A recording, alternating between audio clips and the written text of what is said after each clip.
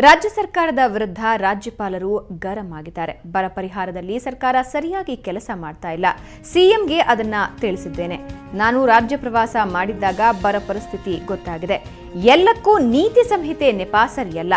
ತಕ್ಷಣ ಬರ ಪರಿಹಾರ ಕೆಲಸ ಮಾಡಬೇಕು ಅಂತ ಬೆಂಗಳೂರಿನಲ್ಲಿ ರಾಜ್ಯಪಾಲರಾದ ಹಂಸರಾಜ್ ಭಾರದ್ವಾಜ್ ಹೇಳಿದ್ದಾರೆ.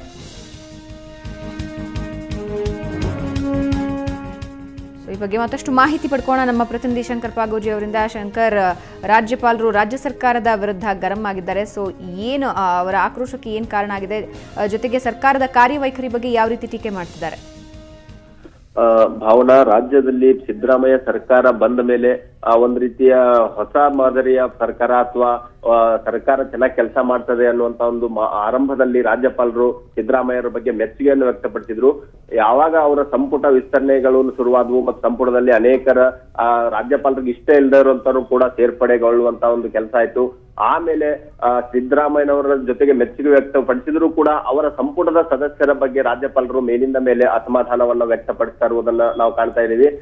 ಈ ಹಿನ್ನೆಲೆಯಲ್ಲಿಯೇ ನಿನ್ನೆ ಕೂಡ ಮುಖ್ಯಮಂತ್ರಿ ಸಿದ್ದರಾಮಯ್ಯನವರು ರಾಜ್ಯಪಾಲರನ್ನ ಭೇಟಿ ಮಾಡಿ ಅವರ ಜೊತೆ ಸಮಾಲೋಚನೆಯನ್ನ ಮಾಡಿದ್ರು. ಮತ್ತೆ ಆ ಸಂದರ್ಭದಲ್ಲೂ ಕೂಡ ರಾಜ್ಯಪಾಲರು ಸಿದ್ದರಾಮಯ್ಯಗೆ ಒಂದಷ್ಟು ಕಿವಿ ಮಾತುಗಳನ್ನ ಹೇಳಿದ್ರು.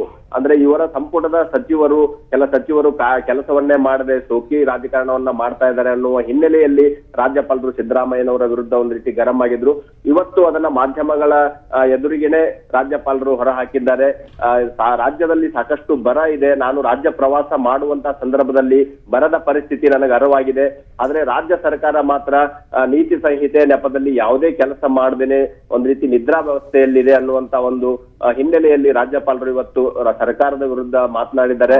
ಈ ಕುರಿತಂತೆ ಮುಖ್ಯಮಂತ್ರಿಗೂ ಕೂಡ ನಿನ್ನೆ ನಾನು ತಿಳಿಸಿದ್ದೇನೆ ಅನ್ನುವಂತ ಒಂದು ಮಾತನ್ನು ಕೂಡ ರಾಜ್ಯಪಾಲರು ಹೇಳಿದ್ದಾರೆ. ಅಂದ್ರೆ ಮುಖ್ಯಮಂತ್ರಿಗಳ ಬಗ್ಗೆ ಒಂದ್ ರೀತಿಯ ಸಮಾಧಾನದ ಮಾತುಗಳನ್ನ ಆಡಿದ್ರು ಕೂಡ ಅವರ ಸಂಪುಟದ ಸಚಿವರು ಸರಿಯಾಗಿ ಕೆಲಸ ಮಾಡ್ತಾ ಇಲ್ಲ ಅನ್ನುವಂತಹದನ್ನ ರಾಜ್ಯಪಾಲರು ಇಲ್ಲಿ ಒತ್ತಿ ಹೇಳಿದ್ದಾರೆ. ಭಾವನಾ, ಧನ್ಯವಾದ ಶಂಕರ್ ನಿಮ್ಮೆಲ್ಲ ಮಾಹಿತಿಗೆ.